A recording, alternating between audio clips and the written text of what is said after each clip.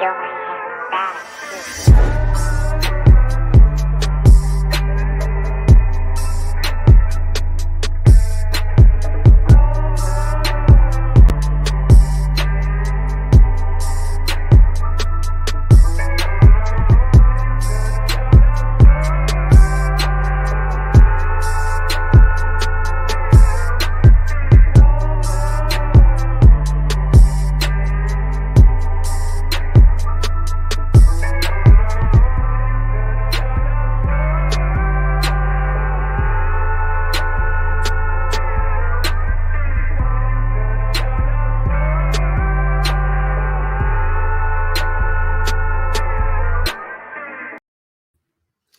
What's up, primates? Welcome to my channel, Shane the Skeptic.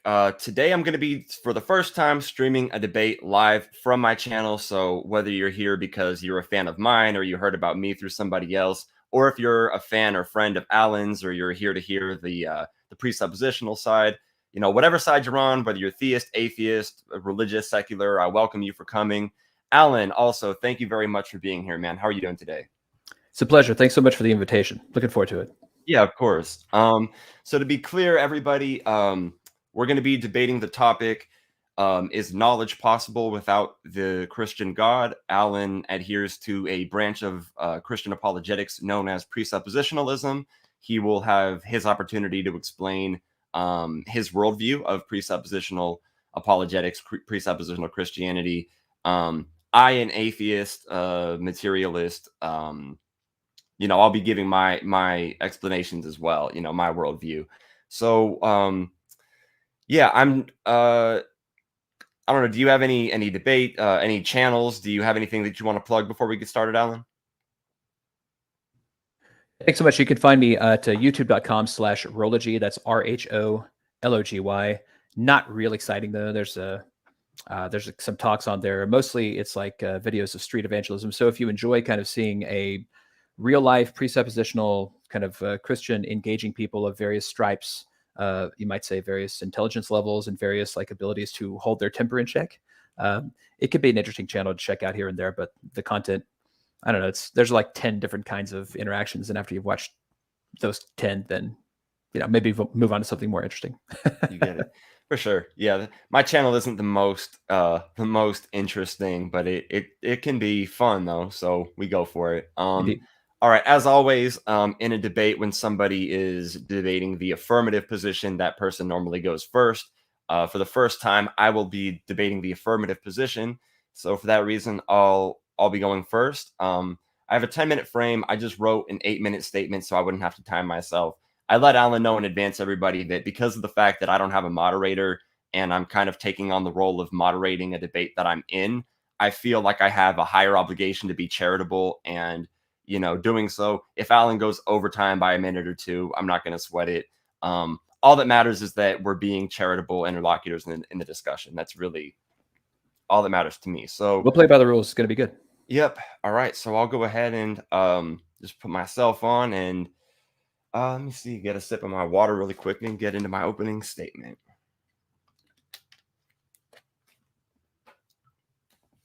Okay. Today's debate covers the question of whether or not knowledge is dependent upon a fictional character from a popular religious text referred to in English as the Bible. To begin, we should probably establish, at least to some degree, what is meant by the attribution of the word knowledge within the topic. Since knowledge varies in categories such as descriptive, propositional, and ability knowledge, perhaps we should consider which of these types of knowledge is being referred to in the topic. If I ask a question such as, is growing plants possible without oxygen? You would likely infer that if in fact even a single form of plant life, such as moss, were demonstrated to grow independent of oxygen, the answer to the question would be yes. Even if someone were to demonstrate that some forms of plant life, such as avocado trees or grapevines, were not possible without oxygen, a person debating the affirmative of the topic, is plant life possible without oxygen, would win the debate by demonstrating one form of plant life which did exist independent of oxygen. So back to the categories of knowledge. I'll begin by demonstrating that I, an atheist, have at the very least the form of knowledge which is easiest to demonstrate possession of, and that is ability knowledge. A person cannot be said to be capable of doing something intentionally if they do not know how to do it. If upon visiting my niece in California, I enter a room and I see her walking, there would be no bearing to my concluding that she now knows how to walk. And likewise, if you tuned into this debate and heard me talk, there would be no bearing to you concluding that I know how to talk. As it just so happens, I do know how to talk, and am providing the evidence that I possess this knowledge right now as I speak. So there you have it. I have knowledge without the Christian God. But let's be charitable here. After all, the debate topic is whether or not knowledge is possible without the Christian God, not whether or not knowledge is possible without belief in the Christian God. So Alan could easily argue that whether or not I have any cases of knowledge independent of any belief in his God doesn't prove that my knowledge exists independently of his God. This kind of argument is fair, but it raises a heavy burden of proof on not just one, but two significant claims. The first being that the Christian God exists, and the second being that no case of knowledge is possible without the existence of this God. If Alan had evidence that this God existed, I would admittedly find it bizarre that a YouTube channel with less than 1,000 subscribers is where he would provide said evidence, but much like the way truth doesn't fear investigation, my doubts don't fear proposed defeaters. However, I know for a fact that the Bible is at least largely a fictional story, and for this reason intuitively conclude the contrary to anything existing within reality being dependent upon anything from the Bible. So if Alan wants to argue that the God of the Bible exists and knowledge depends on it, then he must posit some argument that could not equally justify a belief in any other fictional character. I could assert that Alan can't come to know anything without Clifford the Big Red Dog, and upon establishing that Alan does in fact possess knowledge, conclude that Clifford the Big Red Dog necessarily exists. But this kind of argument is useless unless I can actually demonstrate not only the existence of Clifford, but also evidence that knowledge is contingent upon Clifford. We must be careful to differentiate between valid points being made and baseless assertions being difficult to articulate a refutation of. If you ask someone who isn't a philosopher how they know anything or what they think knowledge is, it's more likely than not that they won't be capable of producing an eloquent response which would be satisfactory to someone involved in epistemological study. Nevertheless, this would be a silly and irresponsible reason to conclude that the non-philosopher doesn't know anything at all. If a doctor diagnoses me with pneumonia, I may respond by asking the doctor how she knows this to be so, which she could of course answer by telling me she ran reliable lab tests. I can then ask how she knows the tests are reliable, which maybe she'll answer by telling me she learned how the testing equipment worked in med school. I can then proceed to ask her how she knows what she learned in med school is true, and eventually get around to asking her how she knows she isn't dreaming or a brain in a vat. The point that I'm making is this. In ordinary day-to-day use of the term knowledge, we don't require that someone be able to prove that they aren't dreaming to grant that they can know of any given proposition. I don't require that a doctor be able to demonstrate that she isn't a brain in a vat or the victim of an evil demon in order to say that she knows that I have pneumonia upon her diagnosis. I don't care if my audience is incapable of demonstrating that they aren't all brains in vats or victims of evil demons. I'd still say that they know that they're watching a debate right now. The traditional arguments proposing that we can't have any knowledge have been dependent on a definition of knowledge which requires certainty. Since such definitions of knowledge are so vulnerable to skepticism, definitions of knowledge which require certainty have been abandoned by virtually all epistemologists. But for context, the arguments tend to go something like this. Premise 1, knowledge requires certainty. Premise 2, we cannot be certain of anything. Conclusion, we cannot know anything. As it's been explained by René Descartes' Cogito, I think therefore I am, anyone can be certain of at least one proposition, that is, that they exist. So the second premise is flawed. The first premise is also flawed given the context sensitivity of the word knowledge. You may be said to know that the Nile River flows through Egypt, but do you know this to the same degree that you know that you exist? Obviously not. In fact, we can probably think of some other propositions that you know which are less certain than your existence, but are also more certain than your knowledge of the location of the Nile River. This brings me to one of the most fundamentally important parts of this discussion, and that is my theory of propositional knowledge. Despite being an internalist about justification, I'm an externalist about knowledge. That is to say that while I do require that a subject be justified in his belief in order for his belief to be a case of knowledge, I don't require that he be able to know that his belief is justified, or that he be able to cite his justification. I adhere to a theory of justification known as process reliabilism, which says that the justifiedness of a belief-forming process stems from the reliability of the process.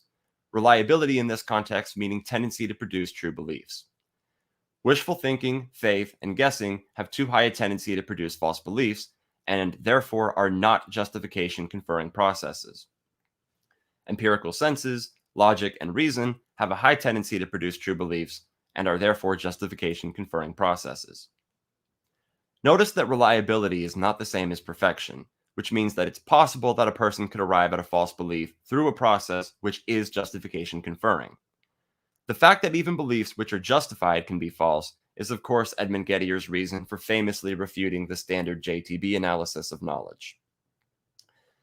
I hold that justification, truth, and belief are necessary conditions of knowledge, though they lack a condition which would render them sufficient for knowledge.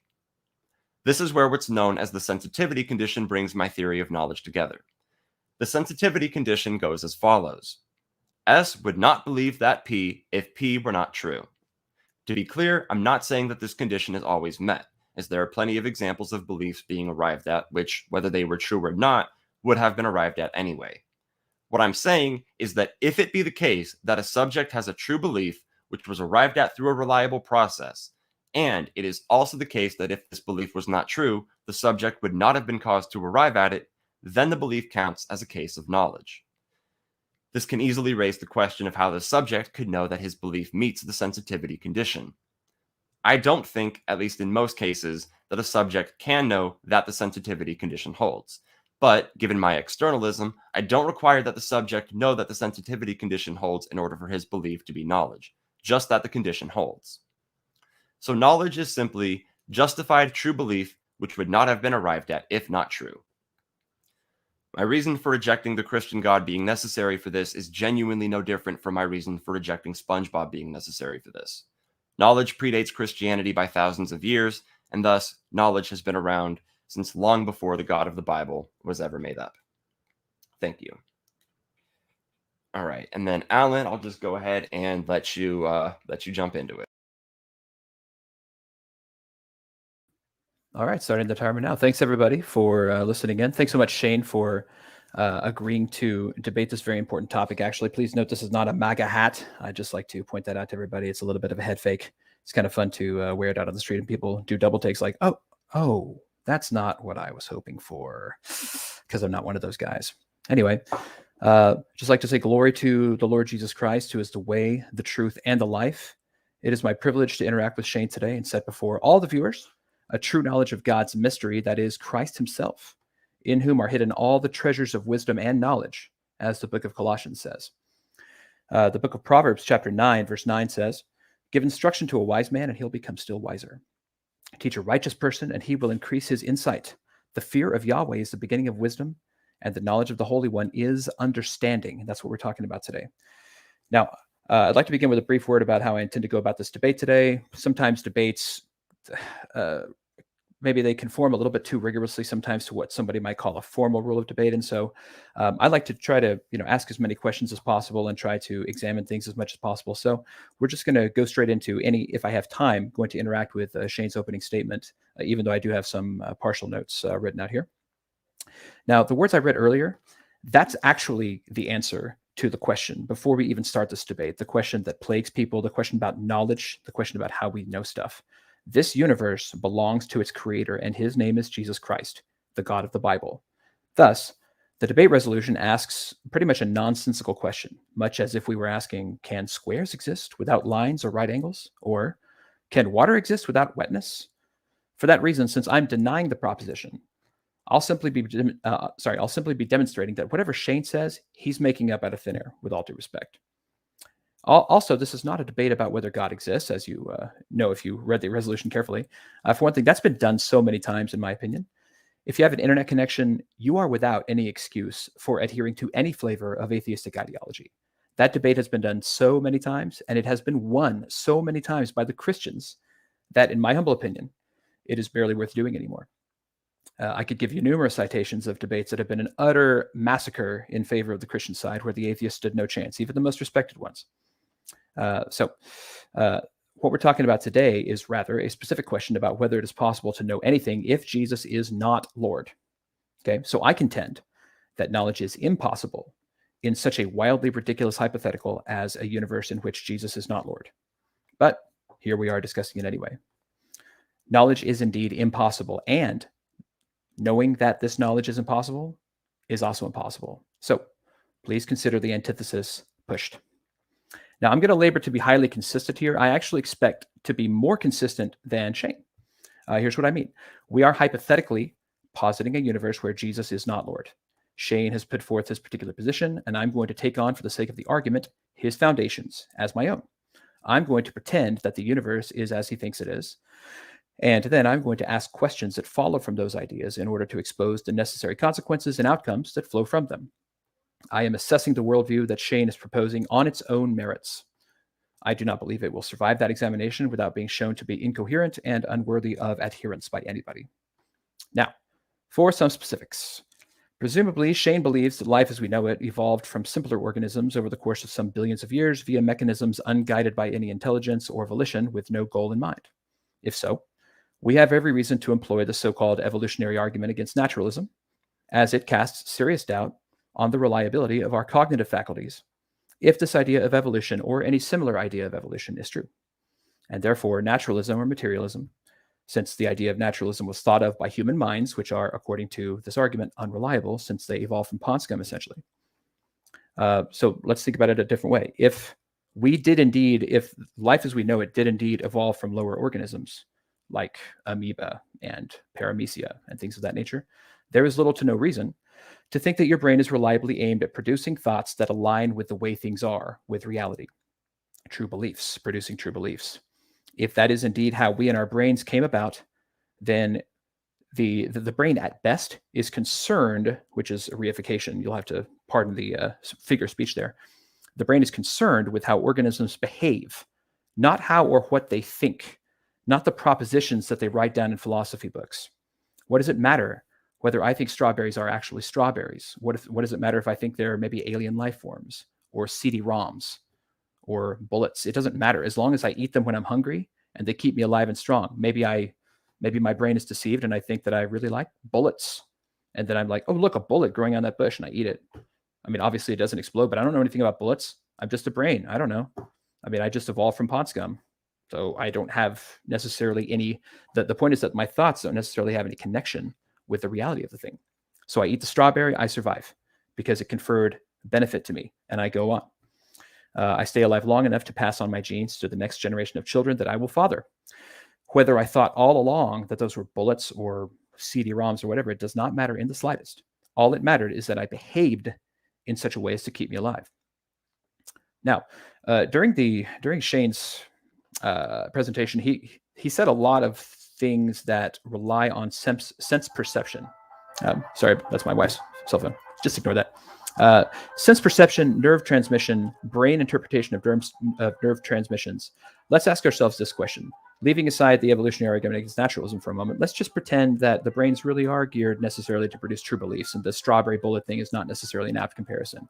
How do you know that your senses perceive reality correctly? How do you know that you are not hearing things? How do you know that you're not seeing things? You say, you might say, well, it's not probable and it's not the majority of the time, but how do you know that? How do you know that the impulses that your eyes transmit through the nerves arrive to the brain correctly? How do you know that the brain then interprets those transmissions correctly?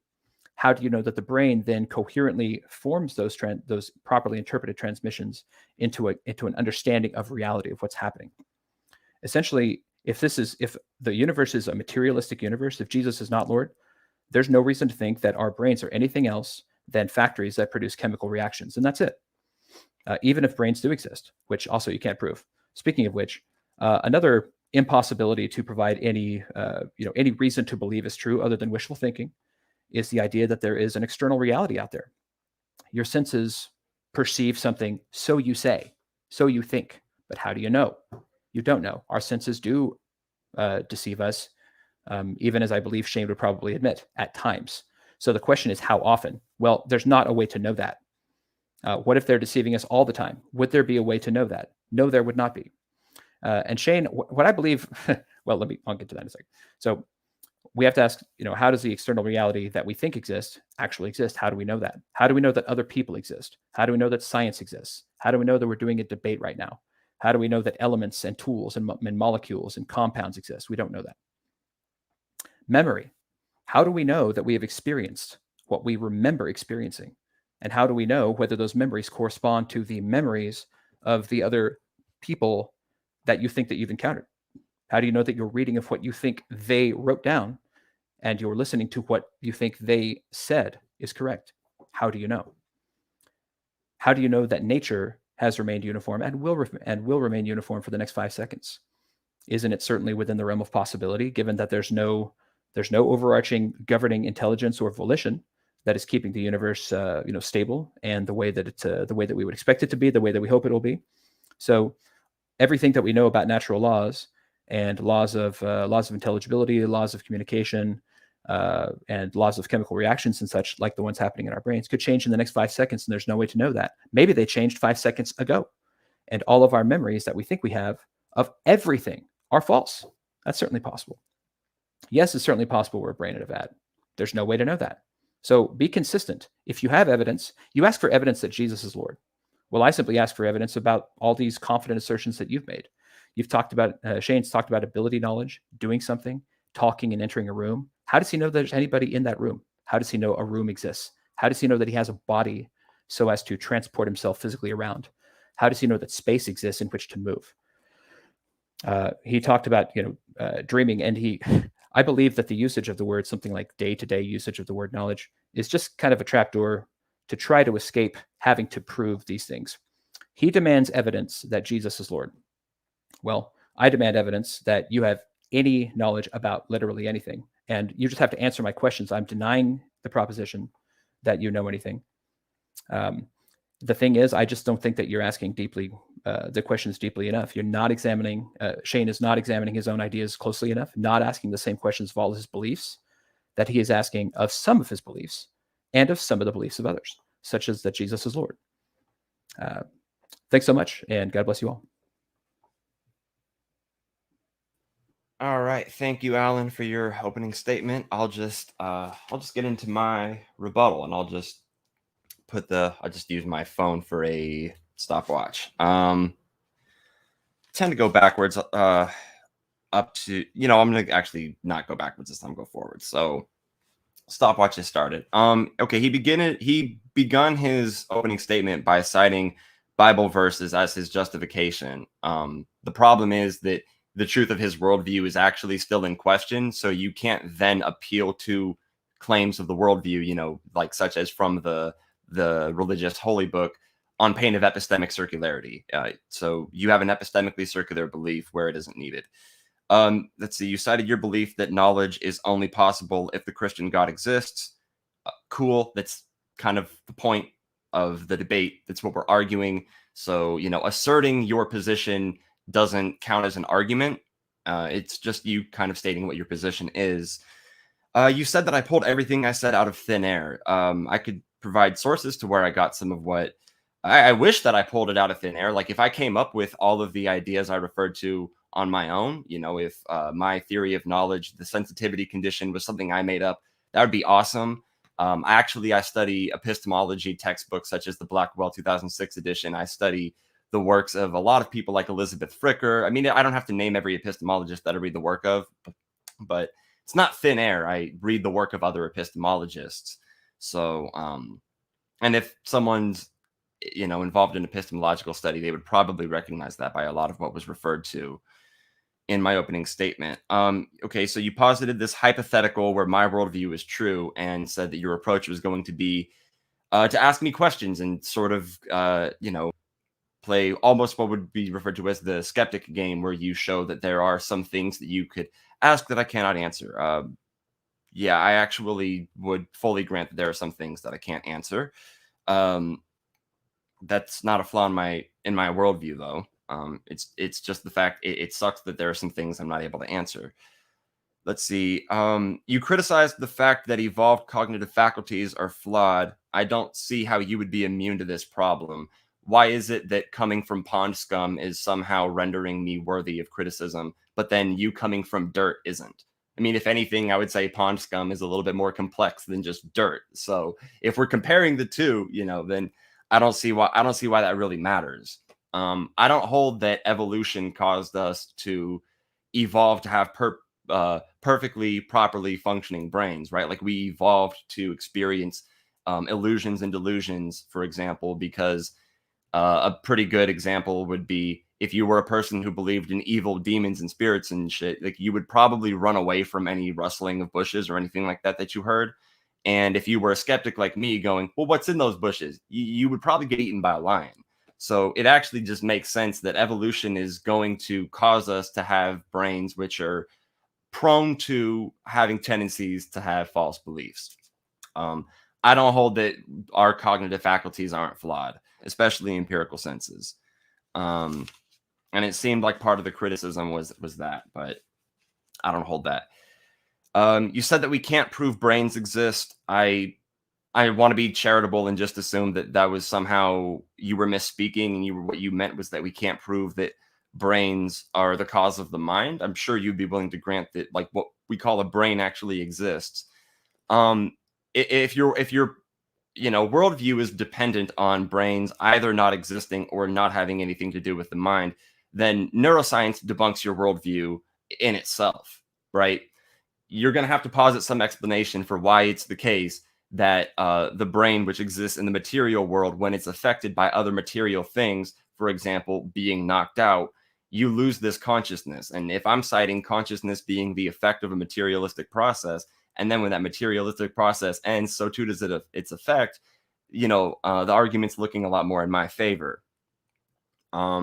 Even if some of these senses come from God, it doesn't remain true that sometimes they deceive us? So you could say, oh, well, according to your worldview, and you're bringing up my reliability on empirical senses and then the fact that they can sometimes deceive us. But even if our empirical senses and our cognitive faculties come from God, isn't it still the case that they sometimes deceive us? So even if a God exists, we still have imperfect cognitive faculties. So that isn't a problem with my worldview, because that remains true no matter which of our worldviews is correct. You brought up skepticism of memory, in a sense. How do I know what I remember is actually a thing? This is sort of alluding to solipsism. Well, there's an axiom there. We presuppose that reality is real to get our feet off of the ground in any given discussion. And you know what? It looks like that's my time. So I'm just going to cut myself off here and move it over to Alan for the rebuttal period. Starting the timer now. Thank you, Shane, very much for that well-considered and measured response, and for your opening statement, and again for this whole event. Been very enjoyable so far. All right, so just to try to, like I said, what I believe is happening here is Shane's not asking enough questions. I'm coming here willing to ask all the hard questions and to give the answers, no matter what they are, even if they're really, really hard to hear, even if they're not what we want to hear. So taking on, as best as I can, a materialistic universe in which Jesus is not Lord as the grounds, I'm trying to be consistent with those presuppositions. Okay, or if you don't like the word presuppositions, then we'll talk about that foundation. Okay, so Jesus is not Lord. What flows out of that? What ideas flow out of that? Okay, that's what we're talking about. So I think that, so let me talk about his idea of justification conferring processes, which is the way that he feels confident in making knowledge claims. I have to ask the question, how do we know that any such process has actually occurred in reality? How do we know what constitutes justification? How do we know that we don't entirely misremember? So it's easy for us to say, no, totally. I mean, we obviously remember, because otherwise it would be crazy and absurd. Well, that's exactly what I'm saying. To deny Jesus' lordship is totally absurd and totally crazy, and it leads into saying things that lead to these absurd conclusions. Yeah, the whole point is that it is totally absurd to believe that Jesus is not Lord. So he, I appreciate what he said about, I wish I was pulling it out of thin air. Yeah, me too, man. Believe me. Every time I read something brilliant, I'm like, man, wish I thought of that. But, moving on from that, Shane says he can provide sources about these ideas, but I would just ask, how do they know?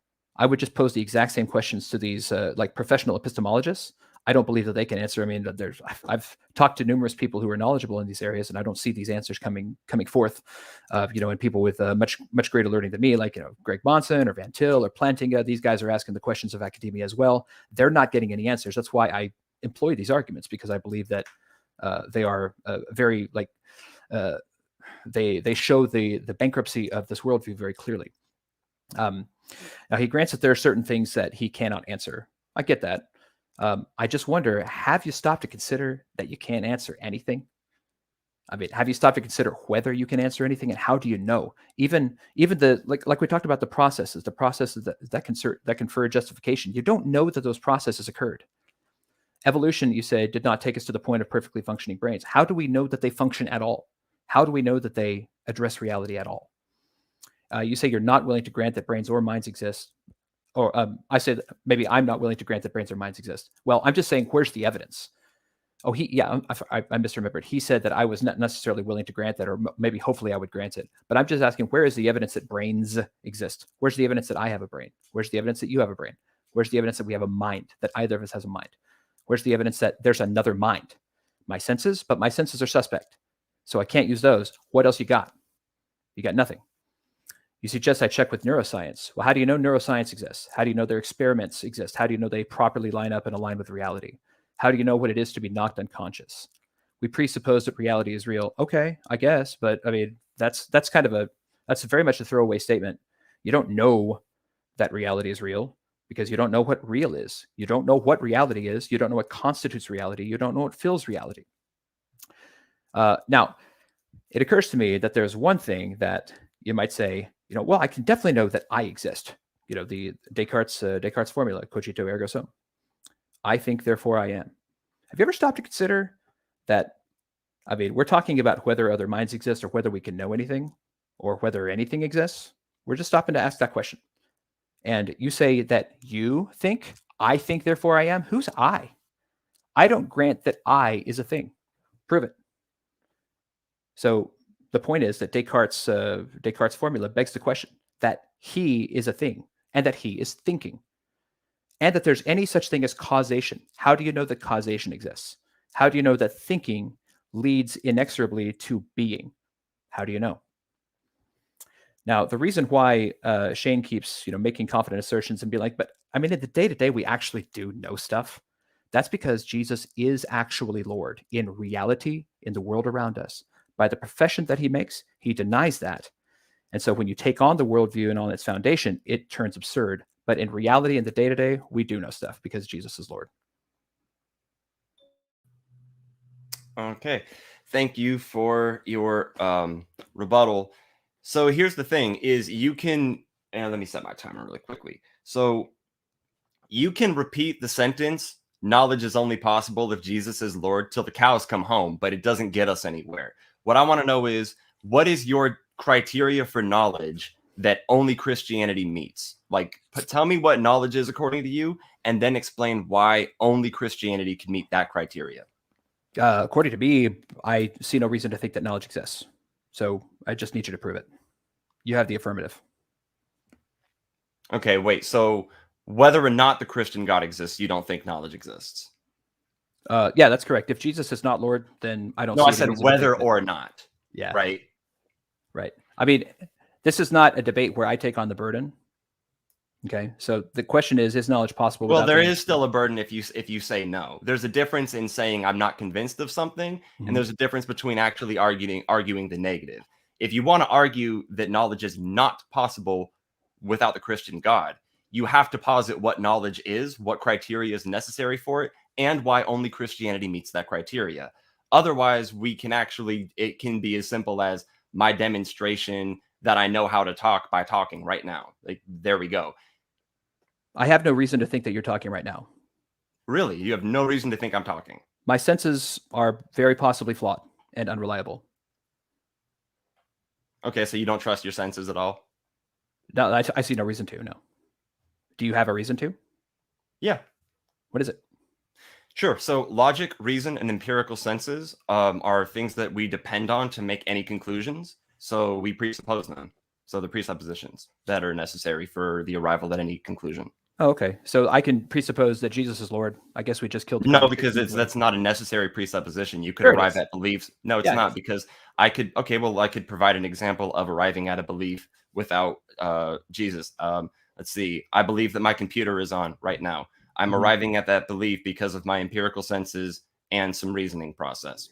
Nothing to do with Jesus. Jesus gave you those senses and that reasoning process. Prove You're it. made in his image. Prove it. I don't have to, right? Yeah, Because you do. don't have to prove You yours. know, you Why do have to prove why it. do I If have you to want prove to, if you want to say, because I demonstrated that I know something. Now you're responding to me demonstrating that I have knowledge by saying, well, you could only have that knowledge if Jesus existed. So you are making a claim.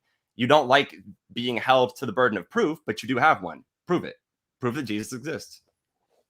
Well, you asserted that you know something. That's the difference. That's not the same thing as actually knowing something or proving it.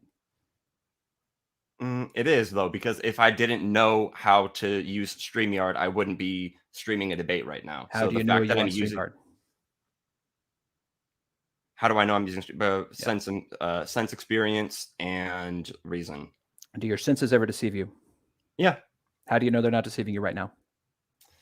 It's not plausible that they are. I can do more than one check. Anytime I've been deceived by my senses, usually my senses are how I figure out that I was deceived by my senses.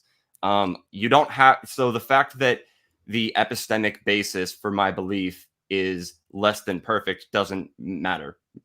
So you use your senses that are possibly flawed to check that your senses are not operating on a Yeah, flawed but you way. presuppose that empirical senses are reliable. Well, I don't see any reason to presuppose that, but I just presuppose Jesus is Lord. I guess we. Well, if you didn't think that your senses were reliable, then I would love to know how you turned your computer on today. What makes you think I'm talking into a computer right now? Or whatever streaming device. What makes you think that I'm like no? What makes you think that I exist because at all? in order for you to be talking to me right now, you have to be using a streaming device. How do you know that I'm talking to you right now? Because I can hear you and I can ask you questions and I'm interacting with you. Have your senses ever deceived you before? Yes, doesn't matter. Well, you're using your senses to that doesn't matter. Intake what you believe is me talking, and then you're using your memory. Yeah, they're less than perfect, and I granted that at the beginning. So right, you can point out that it's less than perfect all day. It doesn't matter. Yeah. How do you know how less than perfect they are? How did you arrive at a conclusion that they are not only less than perfect, but like how'd you arrive at the conclusion that they have any reliability of any kind? Testing them. But that begs the question. No, it doesn't. Not really. I mean, you have epistemic circularity. It's being an inescapable thing, right? Like if you have a set of cognitive faculties, say F1, F2, F3, you want to form your belief that F1 is reliable. You have to use F1 or another faculty, so you could then appeal to F2. But then, of course, you have to prove that F2 is reliable, and that raises the question of, okay, well, how do we arrive at F2 being reliable to prove F1's reliability? We have to appeal to F1 or F2. Well, and then you keep getting more basic beliefs. You can ask further questions, get to the point of, solipsist type of arguments and go, well, you can't prove that you aren't dreaming or you aren't a brain in a vat, so you can't have any knowledge. But my question to you is, do you require that a doctor be able to demonstrate that she isn't a brain in a vat to believe that she knows that someone has pneumonia? I don't know that I have ever seen a doctor. I don't know. I don't know the external world exists or that my senses are reliable. I mean, you keep asserting they are. Okay. But I don't see any reason to consider. I mean, I honestly, I don't think you're being charitable. I think that that's not something you actually think, because you do have to use your empirical. I mean, obviously, senses. I'm a Christian. I follow Jesus. Jesus provides all the foundations of intelligibility, rationality, memory, and all of that stuff, and sense perception. Okay. Well, I made my case for how I can have knowledge, and when I made my case for how I can have knowledge, a very elaborate one. Knowledge being justified true belief, which would not have been arrived at if not true, and that Jesus has nothing to do with any of that. So I've already made my case. Now you refute my case, and all you're saying is, well, Jesus is Lord, and that's what's required for knowledge. I mean, it's just I'm sorry, dude, but your dishonesty is just glowing right now. Like, please. Well, just about the dishonesty thing. I mean, do you understand what I'm doing? That I'm taking on your foundation and attempting as best I can to be consistent with what I believe your foundation is. That's what I'm trying to do. So I'm not sitting here acting like I would answer the same if I were talking to you like as a Christian talking to an atheist. But I'm not. I'm taking on the foundation I believe to be most consistent given your own statements. Okay. Have you questioned your foundation? You talked about me not asking the right questions. I'm like, have you questioned your foundation at all? Yeah, that's why I came to the conclusion that since Jesus is not Lord, we can't know anything, and we can't know that we can't know anything, and that life is totally absurd. Okay, how do you know that? There's no such thing as a life. I don't know it. I don't know. You don't know it. Okay, so you're making the assertion that you can't know something Well, I don't know that. But then you don't know that you can't know it either. Right. That's kind of I'm not self-defeating, sure. isn't it? Yeah, it definitely Yeah. is. Yeah. For Yeah. sure. I think we've arrived at convergence. It's Nope. self-defeating. I mean, it's a straw man if you're saying that that's what my position is, because that's not what my position is. I would make a distinction between a straw man and a conclusion you find unpalatable. I believe it is the most consistent conclusion given your own foundation. I just think that you find it unpalatable. No, but I don't arrive at that conclusion. So you're basically, I see what you're trying to do. You're trying to make a sort of like proof ad absurdum. You're trying to show some absurd conclusion that my worldview leads to. Yeah. Okay. But my worldview doesn't lead to it. You're just saying that it does. That's why it's a straw man. Well, then you need to answer some of the questions I brought up. I mean, you need to show me how you know that you're not a brain in a vat. No, I don't. Okay. You need to do you need to answer any of my questions? Are there any of them that you'd like to try to answer? If they're like ridiculous questions about, prove that you're not dreaming, prove that you're not a brain in a vat, and those are presuppositions that are necessary to get any discussion off the ground. Like if we can't agree that reality is real for the sake of the discussion, then we have nothing to talk about. It's a waste of time. Well, I mean, I guess we could agree that reality is real. I don't recognize that we know anything about reality, or that we know what real is, or that what is. So, okay, that's your or problem. The nature of reality, or what constitutes any. Well, I think it's everybody's problem. It's everybody's problem. It's really just yours. Like nobody else has any bearing to saying that they know. How do you know other people exist? By interacting with them. You're just assuming that your senses are reliable. Maybe they deceived you at that moment, every time. Do you know? No, because if my senses deceive me, there are things that I can kind of test and check to see if that's actually how they're deceiving me. So, for example, like if I take a glass of water, right, and I put a pencil through it, it appears that it's bending. But I can do some other tests to see what causes that illusion to happen, and whether or not that's the most plausible. What's the most plausible explanation? Using the pencil is actually bending, or that the light causes that refraction. Using the same senses. Sure, and logic and reason. So I'm using other faculties. Doesn't matter. Okay, so do you not use logic and reason yourself? I don't have any reason to think that any of those things exist. Because it's funny, because your whole criticism of my worldview, it seems to be that, logic and empirical senses and reason are flawed. Okay, well, even if God exists, logic, reason, and empirical senses are still flawed. So your criticism still holds to your own worldview if it applies to mine. Oh, maybe we could debate that sometime, and I'll take off the atheist persona and actually. The atheist persona is not doing you any good, dude. Like this, you're embarrassing yourself. Just take your position and argue your position. Well, I'd rather take on your foundations and continue to explore those, since that's okay. Then do so in a way that isn't strawmanning me. I really am not trying to strawman you, but I do think what's happening here is that I'm being more consistent, and that you just don't like my conclusions. I think that's what's happening. But I mean, what's happening is that you're making the assertion that certain conclusions follow from my worldview, but I can actually reason from my own worldview and realize that those are not the conclusions that I arrive at. So I demonstrate that to you, and you turn around and assert that my worldview entails those conclusions, even though I explained why it didn't. So that right. I think that your explanations are mistaken. So I mean, that's obviously we've kind of talked through that quite a bit. Maybe. Let me see if there's something else that we could pivot to a little bit different. I mean, okay. But feel free to say something else while I'm looking at my notes. Right, it's fine.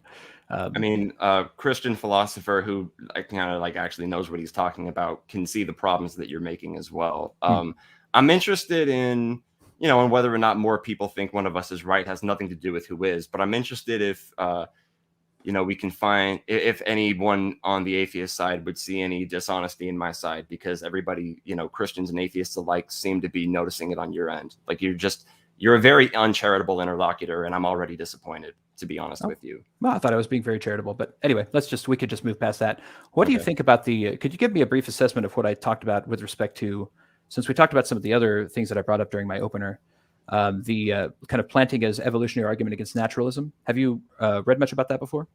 The evolutionary argument against naturalism. It basically asserts that, and I haven't read it in depth, but that if we evolved to have the cognitive faculties that we evolved to have, then they could have evolved to be flawed. So we therefore have no reason to trust them. Something like that. It's very similar. In a nutshell, I would say that the way Plantinga puts it out is that the faculties that we evolve to have produce beliefs that are most that are best suited to producing survival and the propagation of our genes to the next generation, not necessarily producing beliefs that align with reality. So that's what I was talking about with the strawberries and the bullets and all that kind of stuff. I would agree with you. It is the case that we've evolved in such a way that we're subject to some false beliefs, like gods and spirits and clairvoyance. Do you have any, maybe in your own life, could you give a percentage approximately of how many like true beliefs you think your cognitive faculties produce versus false ones? Just ballpark. I don't know that anybody could do that, but I'd say like the how often do I realize I'm wrong about something?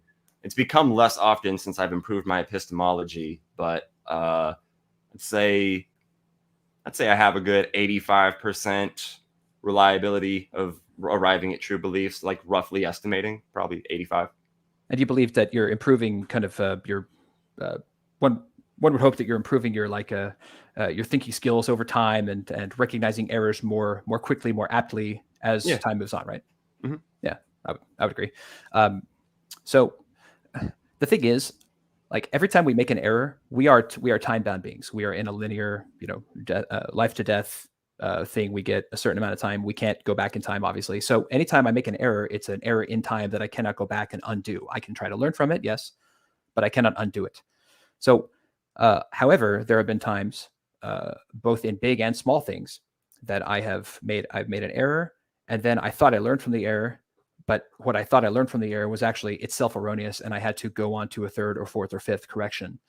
So big things and small things. Is there any reason to think that every time you believe that you have, come across a correction to an earlier error, that correction is not itself erroneous? How would you know?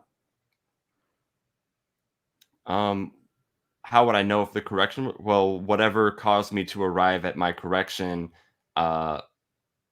I mean, I don't know how much I understand. I'm sorry. Can you re-ask that question? I want to make sure I get it right. It's kind of a long-winded question. We make errors. We try to learn from them. Okay. Right. We learn from them by correcting the error, but later on, because we had to learn. Right. But then that thing that we thought was a correction might itself be erroneous. Oh, okay. So I think I get your question. How do I know that I'm right in my correction of what I was formerly wrong about? Yeah. So sometimes I'll actually be wrong about it, right? Like sometimes I could have actually been right the first time, thought I corrected myself, and actually I made myself wrong in that, right? So it depends on the context of the situation. Sometimes I would know that my correction was right. So like if it was a math problem, I'd be able to know it because I could then continue to test it. So if I used to think that 1 + 1 = 3, and I've corrected myself by arriving at putting two things together and then being, 1 and 1, and now it's 2, then that I could actually come to know because I can continue to test it. Though there may be some other propositions which I wouldn't be able to know that I corrected myself on. So I'd like to ask, the bigger questions and ask more questions about more things. You think that there are certain things that are justification conferring processes.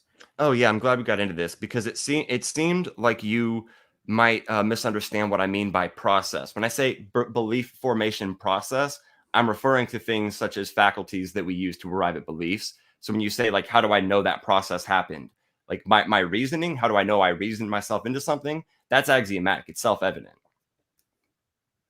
Okay, so it might be like it might not be like a process that took a really long time. It might be kind of a snap thought, but the process took like a couple of microseconds. Yeah. For So the way that this is done, and I think it was Alvin Goldman that I learned about process reliabilism through. Yeah, Alvin Goldman. He's an ex-journalist, epistemologist.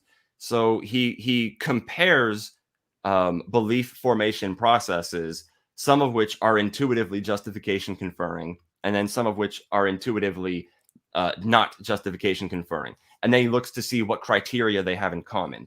So if we take faith and wishful thinking, then we look at what they have in common.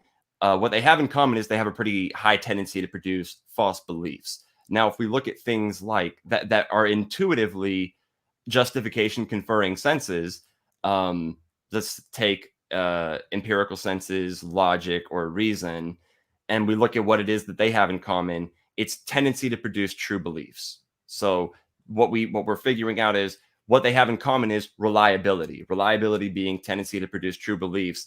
And if you talk to multiple different people about what justification is, when they say they're more justified in something, usually what they mean is I arrived at it through a more reliable process. So if somebody says I believe A, but I'm more justified in my belief than B. I believe A and B, but I more justifiably believe B. What they probably mean every time that I talk to them is I arrived at B through a process which had a higher tendency to produce true beliefs than the process through which I arrived at belief A. Okay. The tendency. So let me branch off that and take a small well, not a detour, but just segue actually. You talk about tendency to produce true beliefs. I think we might all agree that since we're not perfect, our reasoning faculties are not perfect. That means that our reasoning faculties can be dependent on a certain percentage of the time. Let's say it's a high percentage of the time for really smart people, like 90%, something like that. Okay. Over the course of a human life that might last 80 years, there are millions, possibly billions of decisions, thoughts, perceptions, well, probably more than billions of perceptions, be hard to count, so these different events that we think are interacting with our brain and our senses through what we think is the external world. And let's say that this whole mechanism of coming to reasoned conclusions, reasoned provisional conclusions about the external world and all that kind of stuff are approximately 90% accurate. Take a group of 100 and you score 90 out of 100, and then multiply that 90 out of 100 score by billions, and then move on toward infinity. Do you know what happens when you take something less than 100% and move toward infinity? What does that number approach? What does the ratio approach as you continue to multiply 90% times 90% times 90% times 90% billions of times? It approaches zero, right? Multiplying 90 towards infinity approaches zero? 90 over 100, 90%. So what I'm trying to say is, I mean, I'm not a mathematician, but I don't think that adds up. Well, if you take 90% and then multiply 90% times itself a zillion times, you could take 0.9 to the power of, however many power you want. Okay, so maybe to the billionth power or something. It approaches zero. The more times you multiply it by 90%. No, it doesn't. Multiplication gets you farther away from zero. What are you talking about? Not if it's a fraction. So I'm talking about 9/10, right? 90%. Okay, because of the sense of like if you're multiplying a fraction, you mean to where like it becomes division by itself. If you keep dividing, you get closer to zero. Right. Yeah. So if you take a fraction, that 9 over 10, 90%, which is we would say is a pretty optimistic success rate for our cognitive faculties and all that kind of stuff. But over the course of billions of times, we're constantly trying to check our different processes. But as time goes by, you're not dividing down. So that's why that analogy doesn't make sense. You're multiplying the 90% over and over again. How are you multiplying 90%? Well, because each faculty averages 90% success. So that's how you get 90%. How are you multiplying that? By because what? each faculty incident multiplies 90%. Think of it this way. No, you're repeating yourself. I'm asking you why okay. Like how are you getting it multiplies by 90? Okay, well let me explain it a different way. If I take a bucket that leaks over here, so the hole is on the north side of the bucket, and then I put under it a bucket who has a hole on the south side, under that a bucket with a hole on the west side, east side, middle, and I just keep doing that. Will I ever hold any water? No, I won't. That's how the reliability of senses and cognitive faculties are in a universe without Jesus. But you would get water eventually. No, you just keep pouring in. It's all going to leak out because of the holes. Because we cannot rely on our cognitive faculties and our senses on this foundation. But then you say, well, we can't, but then we actually can. I never said we can't. I never said that. Well, you said numerous times that we can't. You said that our brains have not evolved to perfectly function correctly. I didn't. Okay, I said right. And I also stated very clearly that reliability is not the same thing as perfection. So less than perfect doesn't mean not reliable. Okay. What is the difference between reliability and perfection of sense perception? Should I say that again? Sorry. What's the difference between reliability and perfection in your view? In this context. Okay, so perfection is without flaws, and reliable is tendency to not be flawed, meaning a lot of the time, like a significant proportion of the time, it's not flawed. But how do you? Okay, so how do you know that it's a Like significant so portion for of the time? example, if you want to say, how do I know how fast I'm going in my car? I could check a speedometer. Now, is it possible that a speedometer could be wrong? Sure. But What I'm if I still wanted to ask whether you even are traveling through space? How would you check that? if I'm even traveling through space? Yeah, if you even exist in space, how would you check that? With your senses, right? No, actually, because again, that I exist, that reality is real, that logic and reason work. These are presuppositions that are necessary to take any discussion off of its feet.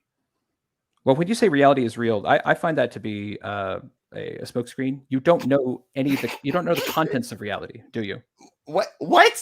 It's a you Do you? okay? So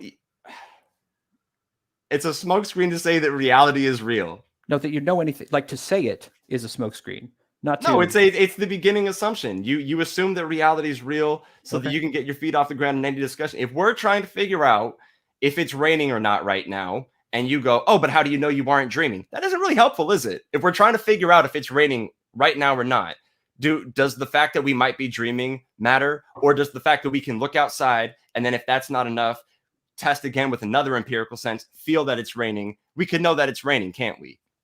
Can we? Are our senses Yeah, reliable? we can. How do you know? Because I'm an externalist, so that actually comports with my theory of knowledge. Well, it's like, so what? So I mean, how do you even know You what could ask like constitutes how? externalism? Okay, let me ask you something, Alan. Do you think that in order to know that P, I have to know that P? I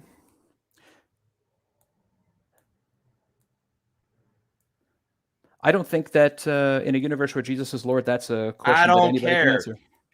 Don't think it's Do you answerable. think that in order for S to know that P, S has to know that they know that P?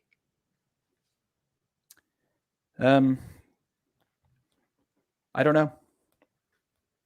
Because I don't see why I should think that the chemical reactions in my brain reliably produce true beliefs about philosophy and epistemology.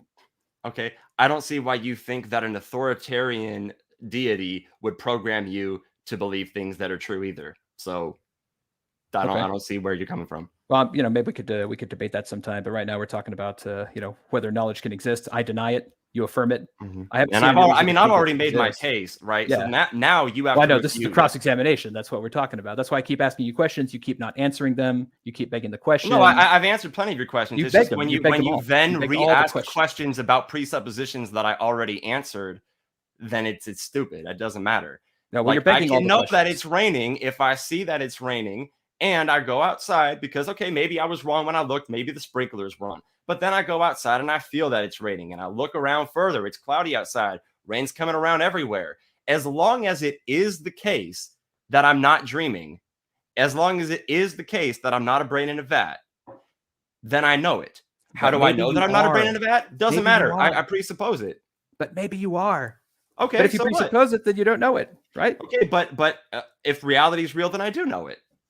But maybe we have no reason to think that I'm a brain in a vat. And if you want to get any discussion off its feet, then you have to assume a few necessary presuppositions. And one of them is that reality is real. And that's why honest Christians begin with that assumption. And then they reason out from there and try to make their case. Reality is real.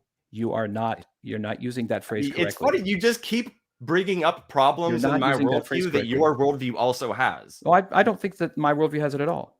Okay, I don't care if you think that or not. It does. Okay. Well, we could debate that sometime. When you say reality is real, you keep saying reality is real so as to smuggle in the concept that your senses are reliable, but you haven't proven that reliably. That's what a presupposition is. I would think a presuppositionalist would know what a presupposition is. And you keep asking me how I know it, and I told you I presuppose it. But the thing is, you're not presupposing the specifics. I'm asking you about specifics, and you keep saying, no, reality is real. But how do you know anything about the reality is the question. Reality could be real. We wouldn't know. Logic and reason. But how does that access anything? Tell me something that you know with only logic and reason in that case, without the use of your senses. I'm an empiricist, so... Or your brain. without my brain, there is nothing without my brain. My brain makes Okay. the mind. But your brain is the a factory of chemical reactions, isn't that right? Yep. Okay. And there's no guiding volition or intelligence that set that brain up, right? It evolved from a lower life form, right? Sure. Okay. But you think that it reliably produces true beliefs just Yeah. because? Not just because, no. Okay. Because of the experience. But the experience is from the brain, right? It's Right. produced by the chemical reactions. Can you see Okay. how that's begging the question Right. just now? No, it's not, Okay. because I've accepted that there are some things that I can't come to know. I can't know that I'm not dreaming. I can't know that I'm not a brain in a vat. I can't know that I'm not the victim of an evil demon. Like, if you want to drive that point home for the rest of the debate, I mean, go for it. I've already accepted. Okay. I can't prove I'm not a brain in a vat. The funny thing about the funny thing about precepts is they actually don't solve that problem either. They just say, "Oh, but if I have God, then I do solve that." And this is why I said in my opening statement, we must be careful to differentiate between valid points being made and baseless assertions being difficult to articulate a refutation of. So just to be clear, you said that you can't know whether you're a brain in a vat, right? No, can't. Neither can you. If you were one, and you had all these thoughts about what you believed was true, what you believed was knowledge, but they weren't actually true, would that mean that they weren't actually knowledge? Because you were a brain in a vat. Ask that again. So if you were a brain in a vat, you have a set of beliefs that you think are true and that you think you know. Okay. But you might not know. If you were a brain in a vat, you would not know them because they would not be actually true. Would you agree with that? Well, some of them that are true, I might still know. So if a brain in a vat was programmed to think that 1 + 1 = 2, if it is the case that 1 + 1 = 2 in reality, then given externalism, the brain in a vat can know that 1 + 1 = 2. It can't know of other things. Okay. Because what if it was programmed to think 1 + 1 was 4? It'd be wrong. But would it know?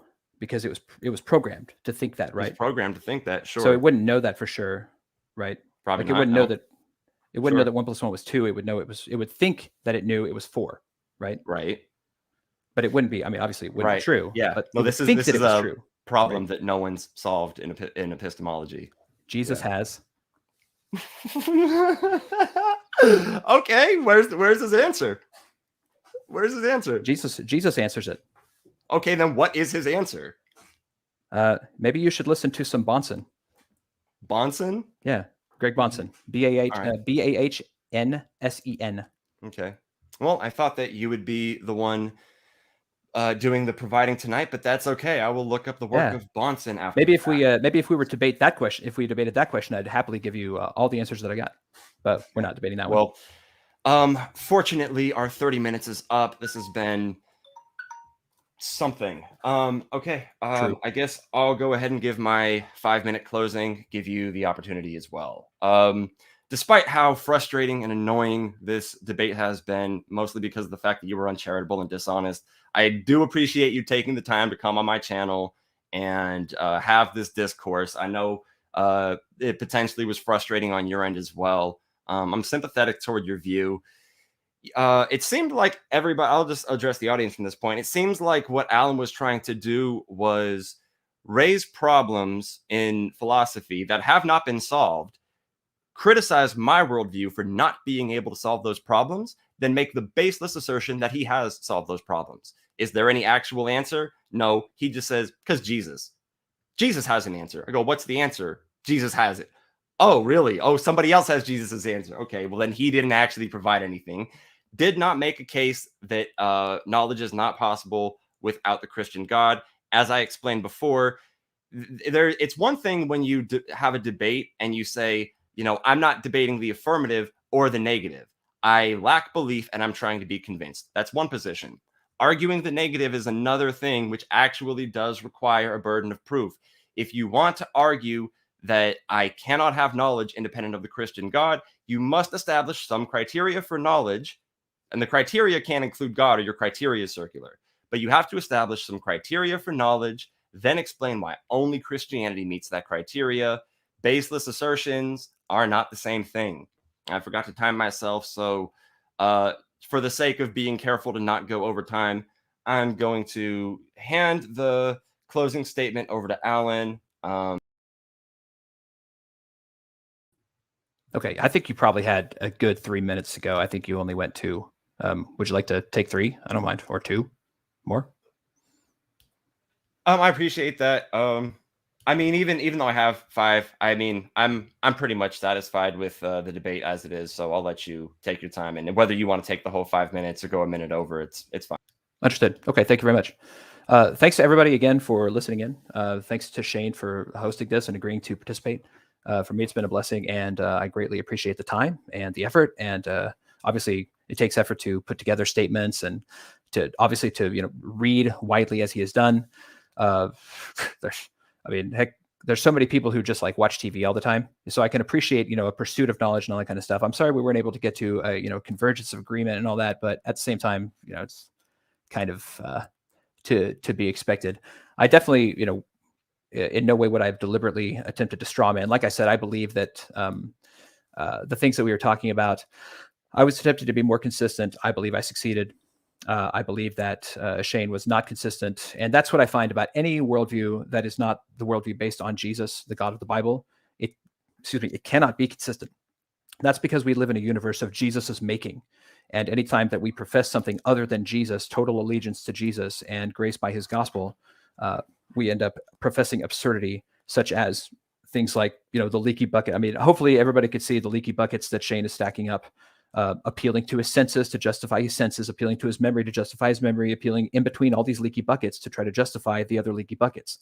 That's not on which to build a solid foundation. And it's definitely not anything worthy of this topic. I mean, this topic is weighty. If we can't know anything, then let us eat, drink, and marry, for tomorrow we die, bro. So this is an extremely important question. We can't reduce it just to the day-to-day to ask whether I have pneumonia or something, or talk to a nurse. This is everything. If we don't know anything, if our worldview foundation means that we can't know anything, that is terrifying. And since Jesus is Lord, it's great idolatry, because what it really results in is appealing to ourselves as the foundation, appealing to a worship of self. I'm sure that many of you listening today don't think, well, I don't worship myself. I don't worship anything. Everybody worships something, man. You serve something, you worship something. You're giving your allegiance and your time and your resources to something, your own pleasure, your own, the morality that you thought up.